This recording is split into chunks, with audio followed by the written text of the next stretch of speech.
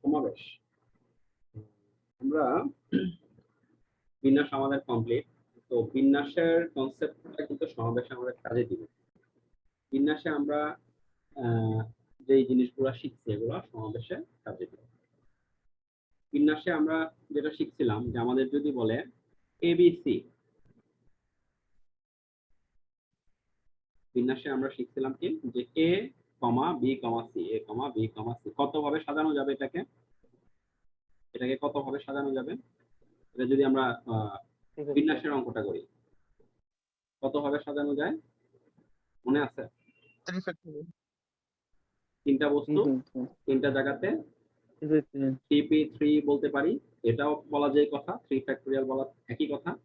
অথবা আমরা এটাকে এভাবে বলতে পারি, প্রথম জায়গাটা 3 ভাবে সাজানো যাবে, পরের জায়গাটা 2 ভাবে, তারপরে জায়গাটা 1 ভাবে, 6 ভাবে। আর আমরা যদি একবারে ভেঙে করতে চাই তাহলে এবি, তারপর হচ্ছে এসি, তারপর হচ্ছে বিসি, এবি, এসি, বিসি। আর যদি আবার উল্টাই দেই এগুলা, বিএ, তারপরে সিএ, তারপর হচ্ছে সিবি, এতো। তাহলে এই হলো টোটাল 6 ভাবে মানে সাজানো হলো। এখন তিনটা থেকে যদি আমি দল তৈরি করা বলি, দুইজনের দল, এই তিনজন মানুষ দিয়ে দুইজনের দল, এখন এ বি যেই দল আর বি এ তো একই দল নাকি? এ বি যেই দল আর বি এ একই দল না? আমরা যদি বলি এ বি সি এর মাধ্যমে দুইজন দুইজন করে নিয়ে দল তৈরি করতে হবে। এখন আমরা সাজানোটা তো আমরা শিখলাম সমাবেশ বিন্যাসে। এখন সমাবেশে মানে হচ্ছে তিনজন থেকে দুইজন নিয়ে দল তৈরি করা। একটা তিনজন থেকে দুইজন কত ভাবে নেওয়া যায়, দল তৈরি করা যায়। এখন এ বি যে দলটা আর বি এ দলটা একই জিনিস না, নাকি ভিন্ন জিনিস? পার্থক্য আছে? তাহলে বাদ, রিপিট তো আর হবে না। আচ্ছা, এসি যে দলটা আর হচ্ছে সি এ যে দলটা একই জিনিস না? জি স্যার, একই জিনিস। আবার হচ্ছে এই বিসি যে দলটা আর হচ্ছে সিবি দলটা একই জিনিস। তাহলে আমাদের যদি প্রশ্ন করে এবিসি কে নিয়ে কত ভাবে দল তৈরি করা যায়, চার ভাবে নিয়ে কত ভাবে দল, চার ভাবে আসে নাই তো, আমাদের তিনটা আসছে। তারপরে স্যার এবিসি যদি আমি তিনটাকেই নেই, তিনজনকেই যদি নেই, দুইজনের দল, তিনজনকে নিয়ে তো একটা দল, দুইজনের দল বলছে, স্যার দুইজনের দল হলে তাহলে তিনটাই হবে।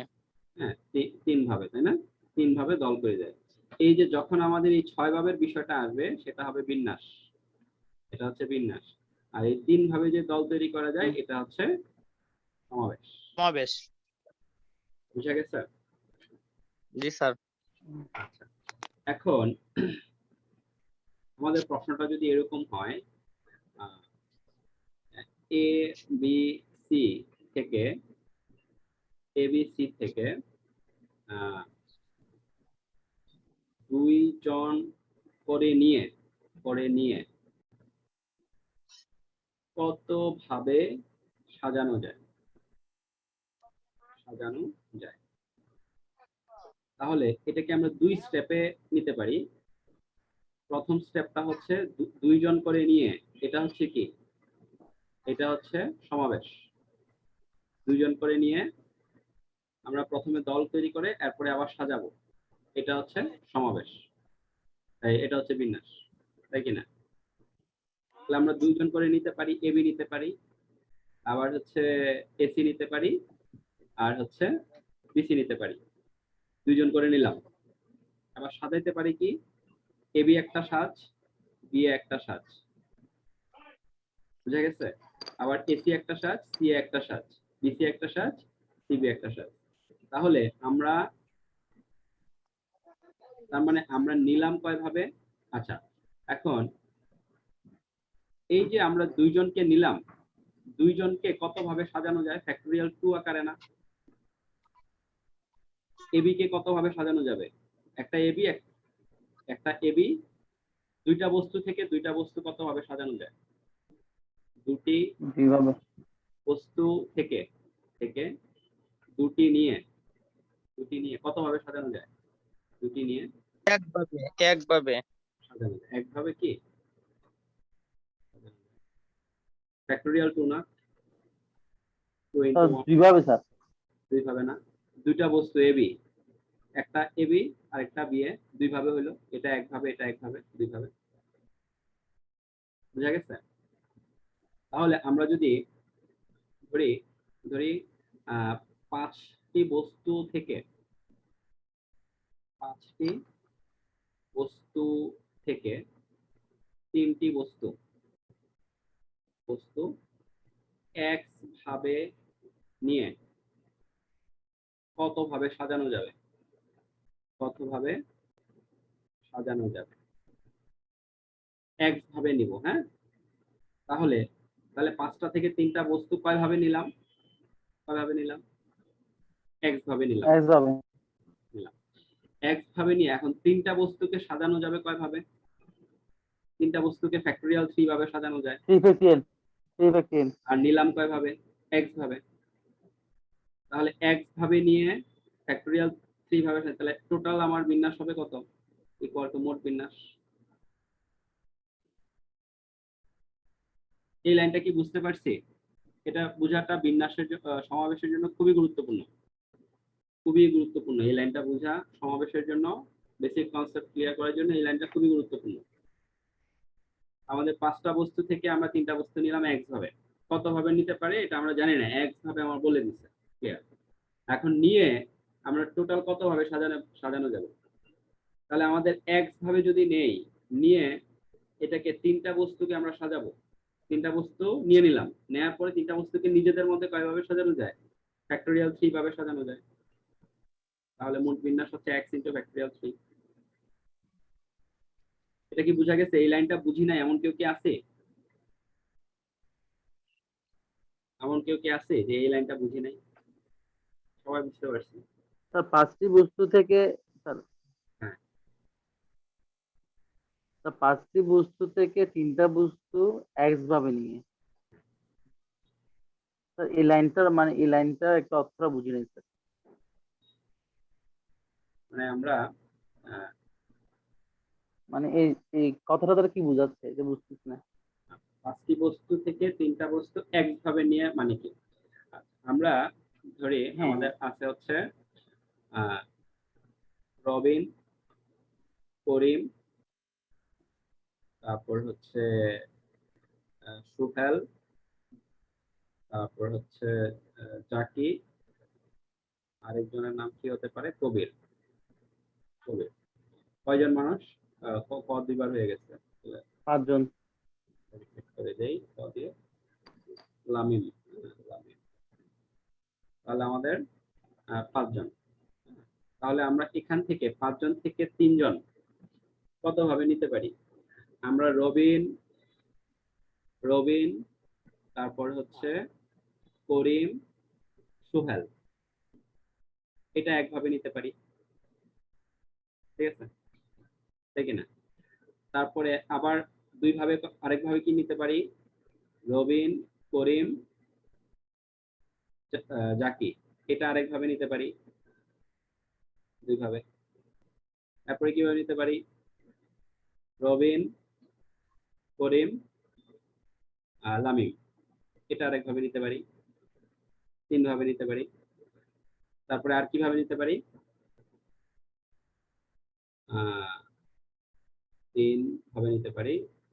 তারপরে নিতে পারি হচ্ছে রবিনের পরে আমরা নিতে পারি সোহেল। রবিন, সোহেল, তারপরে হচ্ছে জাকি, এটা একটা নিতে পারি। তারপরে রবিন, সোহেল, আবার হচ্ছে লামিম, এভাবে নিতে পারি। তাই কি না? 3 4 5। তারপরে নেওয়ার পরে 6 আর কয়ভাবে নিতে পারি? রবিন হলো তো না, কি নিলাম আমরা? রবিন, করিম, সোহেল হলো, লামিম হলো, তারপরে করিম দিয়ে শুরু করলাম। তাহলে করিম, সোহেল, জাকি, করিম, সোহেল, লামিম। তাহলে আর করিম দিয়ে হবে না। এবার হচ্ছে সোহেল, সোহেল, জাকির আর হচ্ছে লামিম। ঠিক আছে, এই তো। তার মানে আমরা 5 জন থেকে 3 জন নিলাম। এই 6 ভাবে বাদে আর কোনো ভাবে কি আমরা নেওয়া যায়? এই 6 ভাবে বাদে এই 5 জন থেকে আর কোনো ভাবে কি 3 জন নেওয়া যায়? কারো মাথায় আইডিয়া আছে কিনা? আমি কিন্তু শিওর না যে এই 6 জন, আমি কিন্তু শিওর না। আপনারা একটু চিন্তা করেন তো, এই 5 জন থেকে এই 6 ভাবে বাদে আর কোনো ভাবে কি নেওয়া যায় কিনা? রিপিটেশন তো হবে না? বুঝে নাই। রিপিটেশন তো হবে না?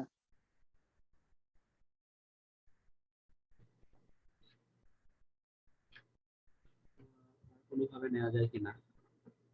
রবিন, করিম, বুঝি নাই, আপনার কথাটা বুঝি নাই।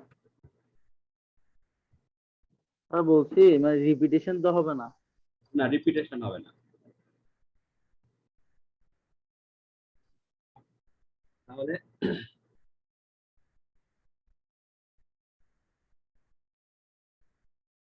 আর কোনোভাবে হয় না, আর কোনোভাবে নেওয়া যায় না। বাকি যারা আছেন আর কোনোভাবে নেওয়া যায় না। এখন আমাদেরকে যদি বলে এদেরকে সাজাইতে হবে, তাহলে আমরা কয় ভাবে নিলাম? কয় ভাবে? এই 5 জন থেকে 3 জন কয় ভাবে নিলাম? 6 ভাবে নিলাম। 5 জন থেকে 6 ভাবে। 6 ভাবে। এখন নেয়ার পরে আমি যে প্রথম জনকে নিলাম, এরে কয় ভাবে সাজাইতে পারবো? এই 3 জনের কয় ভাবে সাজাইতে পারবো? রবিন, করিম আর হচ্ছে সোহেল, এই 3 জনকে কয় ভাবে ওদেরকে সাজাইতে? আবার 6 আমরা ভাবে সাজানো যাবে। এই যে রবিন, করিম, সোহেলকে যদি আমরা সাজাই, তাহলে কি হবে? প্রথমে হবে র, ক, স, তারপরে আবার র, স, ক, হ্যাঁ, তাই না? তারপরে ক, র, স, তারপরে হচ্ছে ক, স, রস, তারপরে হচ্ছে স দিয়ে শুরু করলে স, র, ক, আর হচ্ছে স, ক, র, স, ক। তাহলে এই এদের 3 জনের আবার কয় ভাবে সাজানো হবে? 6 ভাবে 6 সাজানো যাবে। ভাবে সাজানো। এদের 3 জনকে আবার 6 ভাবে সাজানো যাবে। এদের 3 জনকে 6 ভাবে, এদের প্রত্যেককে আবার কয় ভাবে 3 সাজানো যাবে? ফ্যাক্টরিয়াল। 3 ফ্যাক্টরিয়াল ভাবে সাজানো যাবে। মানে এটার জন্য 3 ফ্যাক্টরিয়াল, এটার জন্য 3 ফ্যাক্টরিয়াল, এটার জন্য 3 ফ্যাক্টরিয়াল, মানে প্রত্যেকের জন্য কিন্তু এই 3 ফ্যাক্টরিয়ালটা আসবে। তাহলে আমাদের মোট 3 ফ্যাক্টরিয়াল। এখানে হচ্ছে কয় ভাবে সাজলো? x ভাবে, মানে 6 মানে হচ্ছে x, 6 মানে x, তাহলে x ভাবে ইনটু 3 ফ্যাক্টরিয়াল ইকুয়াল টু হচ্ছে মোট বিন্যাস। মানে এই এই এটার বিন্যাসের সাথে যোগ এটার বিন্যাসের সাথে এটার বিন্যাস যোগ, এটা যদি এই 6টা বিন্যাস, এই 6টা বিন্যাস যোগ এই পরেরটার 6টা বিন্যাস যোগ পরেরটার 6টা বিন্যাস যোগ পরেরটার জন্য, তাহলে টোটাল আমার 6 ইনটু 3 ফ্যাক্টরিয়াল হবে মোট বিন্যাস। তাহলে 6 ইনটু 3 ফ্যাক্টরিয়াল হচ্ছে মোট বিন্যাস। মোট বিন্যাস। কনসেপ্টটা কি ক্লিয়ার কিনা? কনসেপ্টটা ক্লিয়ার হওয়া খুবই গুরুত্বপূর্ণ। ইয়েস। আমরা অনেক অঙ্ক করে ফেলবো, কিন্তু Yes, কনসেপ্ট ক্লিয়ার না হলে কিন্তু লাভ নাই। তাহলে এই 6কে আমি বলছি x, x মানে 5 জন থেকে 5টি বস্তু থেকে 3টি বস্তু x ভাবে নিয়ে, তাহলে কয় ভাবে নিয়ে নেওয়া যায়? এই 6 ভাবে নেওয়া যায়। তাহলে এই x ভাবে নিলাম, আমি তো প্রথমে জানতাম না কয় ভাবে নেওয়া যায়, সেটা তো আমরা জানতাম না। 6 ভাবে তো ভাঙা ভাঙা করাতে বুঝছি, x ভাবে নিয়ে কত ভাবে সাজানো যায়। এখন 3টা বস্তু যে সাজানো যায়, 3টা বস্তু ফ্যাক্টরিয়াল 3 আকারে সাজানো যায়, এটা তো আমরা বিন্যাসে শিখে ফেলছি। 3টা বস্তু হচ্ছে কি করা যায়? ফ্যাক্টরিয়াল 3 ভাবে সাজানো যায়, এটা কোথায় শিখে ফেলছি? বিন্যাসে শিখে ফেলছি। আর তাহলে x ভাবে নেওয়া গেলে 3টা বস্তুকে সাজানো যাবে হচ্ছে x ইনটু ফ্যাক্টরিয়াল 3। তাহলে এই লাইনটা আমাদের কাছে ক্লিয়ার কিনা? 5টি থেকে 3টা বস্তু নিয়ে x ভাবে নিয়ে 3টি বস্তু কত ভাবে সাজানো যাবে? x into factorial 3 equal to হচ্ছে মোট বিন্যাস। তাহলে মোট বিন্যাসটা হচ্ছে x ইনটু ফ্যাক্টরিয়াল 3। x হচ্ছে নেয়ার সংখ্যা, মানে সমাবেশের সংখ্যা। x কিসের সংখ্যা? সমাবেশের সংখ্যা। তাহলে 5টা থেকে 3টা নিতে পারি x ভাবে, আর 3টা নেয়ার পর 3টা নিজেদের মধ্যে এরকম এই যে ফ্যাক্টরিয়াল 3 ভাবে, এটাই হচ্ছে ফ্যাক্টরিয়াল 3। ফ্যাক্টরিয়াল 3 ভাবে সাজে। তাহলে এই 6 হচ্ছে x, কয় ভাবে নিতে পারছি? 6 ভাবে। 5টা থেকে 3টা বস্তু কয় ভাবে নিতে পারছি? 6 ভাবে, মানে x ভাবে। এটা আমি মানে এখানে যখন আমি অঙ্ক করি তখন তো আমরা জানি না, ভাইয়া ভাইয়া করাতে জানতে পারছি। তাহলে x ভাবে নিতে পারছি। আর 3টা বস্তুকে সাজানো যায় ফ্যাক্টরিয়াল 3 ভাবে, তাহলে মোট বিন্যাস হচ্ছে x ইনটু ফ্যাক্টরিয়াল 3। এই লাইনটা বুঝি নাই এমন কেউ কি আছে? সবাই বুঝতে পারছে? যদি বুঝে থাকে তাহলে এখন আমার যদি প্রশ্নটা এরকম হয়, একটু ঘুরায়া, যে n সংখ্যক বস্তু থেকে r সংখ্যক বস্তু x ভাবে নেওয়া গেলে মোট বিন্যাস কত? সেটাকে আমরা x ইনটু ফ্যাক্টোরিয়াল r লিখতে পারি কিনা? জি স্যার। জি স্যার। আচ্ছা, মোট বিন্যাসের জন্য তো আমরা একটা সূত্র শিখছি, n সংখ্যক বস্তু থেকে r সংখ্যক বস্তুর মোট বিন্যাস, npr। এটা শিখছি না? শিখছি না এটা? জি স্যার। তাহলে হ্যাঁ। আমাদের x equal to npr divided by factorial r। ঠিক আছে, npr divided by factorial r। আর এটাকেই তো বলে সমাবেশ, x মানে তো সমাবেশ, তাহলে সমাবেশ equal to npr divided by factorial r। তাহলে সুতরাং আমরা বলতে পারি যে সমাবেশ equal to npr divided by factorial r। এটা কি ক্লিয়ার এই সূত্র? জি স্যার। এই সূত্র কি বুঝতে পারছি না বুঝি নাই? কঠিন লাগছে? না স্যার। ক্লিয়ার। তাহলে সমাবেশকে কিভাবে চিহ্ন দেয়? ncr বলে না? তাহলে ncr equal to npr divided by factorial r। বুঝা গেছে? তাহলে এখান থেকে আমরা অন্যভাবেও লিখতে পারি যে npr equal to ncr into factorial r, বা বিন্যাস ইকুয়াল টু সমাবেশ ইনটু ফ্যাক্টোরিয়াল r। বুঝা গেছে? বিন্যাস ইকুয়াল টু সমাবেশ ইনটু ফ্যাক্টোরিয়াল r, অথবা যে সমাবেশ ইকুয়াল টু বিন্যাস ডিভাইডেড বাই ফ্যাক্টোরিয়াল r। কিভাবে লেখা যায়? মানে একই জিনিস ঘুরে ফিরে। সমাবেশ ইকুয়াল টু বিন্যাস ডিভাইডেড বাই ফ্যাক্টোরিয়াল r। তাহলে আমাদের যদি বলে যে আচ্ছা এখানে 5 জন, আমাদের যদি বলে যে 6 জন ব্যক্তি থেকে 4 জন ব্যক্তি কতভাবে এক নেওয়া যায়, 2 বাছাই করা যায়, একই কথা, 3 নেওয়া যায়, বাছাই করা যায়, 4 জন ব্যক্তির দল গঠন করা যায়। কতভাবে দল গঠন করা যায়? এই যে এটা কি বিন্যাস না সমাবেশ?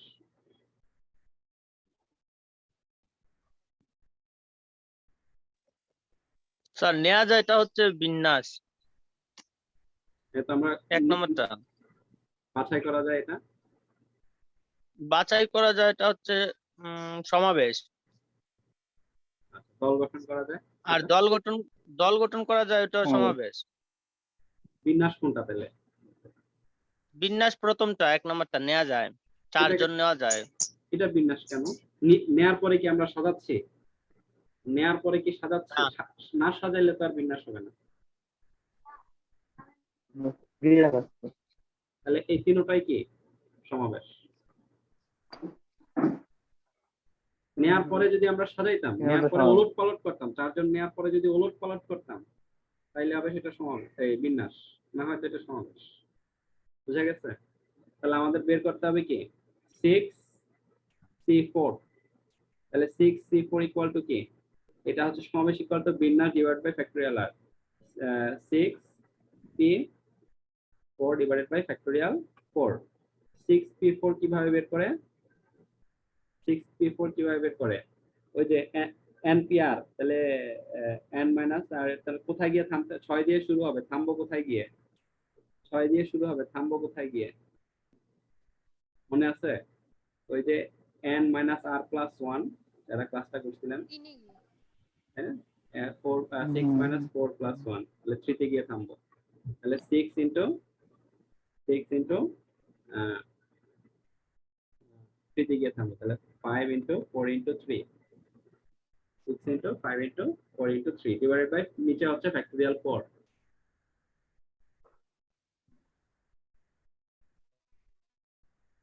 নিচে হচ্ছে ফ্যাক্টরিয়াল 4 মানে 4 ইন্টু 3 ইন্টু 2 ইন্টু 1। তাহলে কাটাকাটি করলে এটা এটা কাটা, 6 আর এটা কাটা, 3 5 15, তাহলে 15টা দল গঠন করা যাবে। 6 জন থেকে 4 জন নিয়ে 15টা, 3 5 15, 15টা দল গঠন করা যাবে। বুঝতে পারছি না পারি নাই?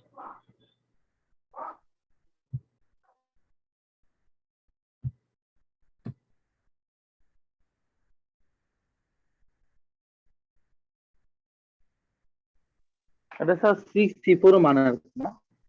হ্যাঁ হ্যাঁ, বুঝে নাই। 6c4 এর মান, 6c4 এর মান, 6c4 এর মান এটা 6c4 এর মান হচ্ছে 15। তাহলে আমাদের এখন আমরা nc4 বের করার সহজ পদ্ধতি, nc4 বের করার ncr বের করার পদ্ধতি। তাহলে সেটা কি? সেটা হচ্ছে একটা সূত্র শিখতে হবে। সেটা হচ্ছে ncr equal two nc n minus r। এই সূত্রটা শিখতে হবে। ncr equal two nc n minus r। এটা কি আজকে শুরু করব না নেক্সট ক্লাসে শুরু করব?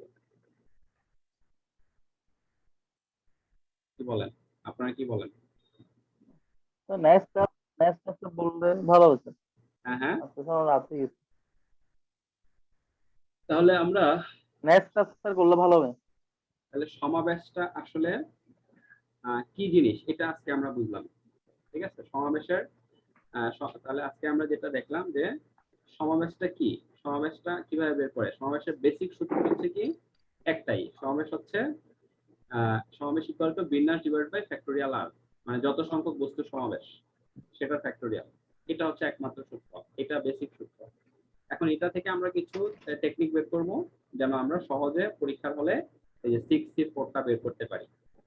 তাহলে আমরা সমাবেশটা কখন হবে আর বিন্যাসটা কখন হবে, জাস্ট কখন বিন্যাস হবে কখন সমাবেশ হবে, বিন্যাসটা কখন হবে আর কখন সমাবেশ হবে। সমাবেশ সমাবেশ কখন? সমাবেশ হবে নেয়ার পরে বা বাছাই করার পরে সাজানোর কাজ না থাকলে, সাজানোর কাজ নেই। আর বিন্যাসে সবসময় কি থাকবে? সাজানোর কাজ থাকবে, উলট পালট করার কাজ থাকবে, সাজানোর কাজ থাকবে। সমাবেশ সবসময় বিন্যাসের চেয়ে ছোট হবে। সমাবেশের সূত্র হচ্ছে সমাবেশ ইকুয়াল টু বিন্যাস ডিভাইডেড বাই ফ্যাক্টরিয়াল আর।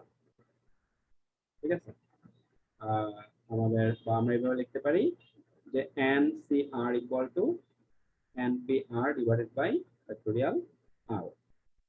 এটাকে আমরা আমরা যেটা npr কি শিখছিলাম, n into n minus 1 into, মানে কমতে কমতে যদি আমাদের 6 থাকে 6 ইন্টু 5 ইন্টু 4, কমতে কমতে কোথায় গিয়ে থামবে?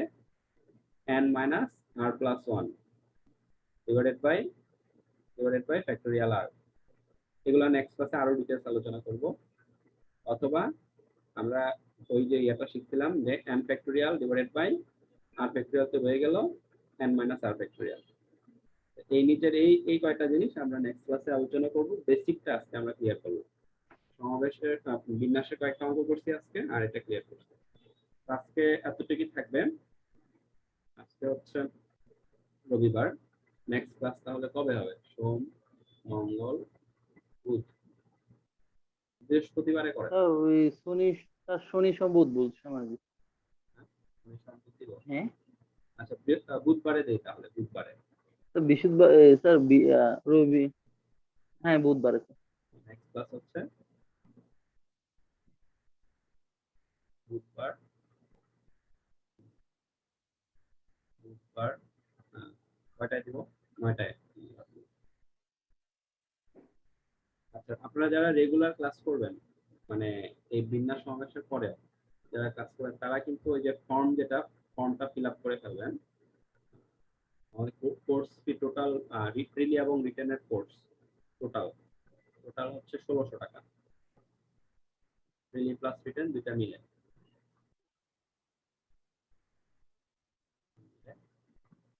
তো সপ্তাহে 3 দিন ক্লাস হবে, 4 মাস ক্লাস হবে।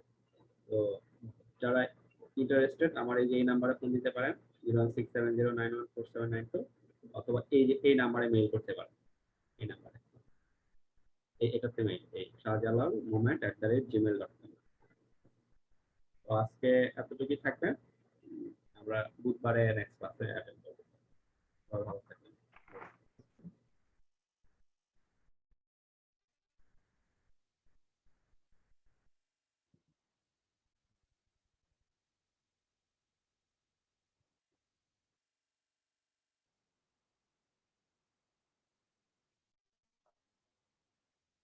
স্যার একটু আগের পেজের সূত্রটা দেখতে চাচ্ছিলাম।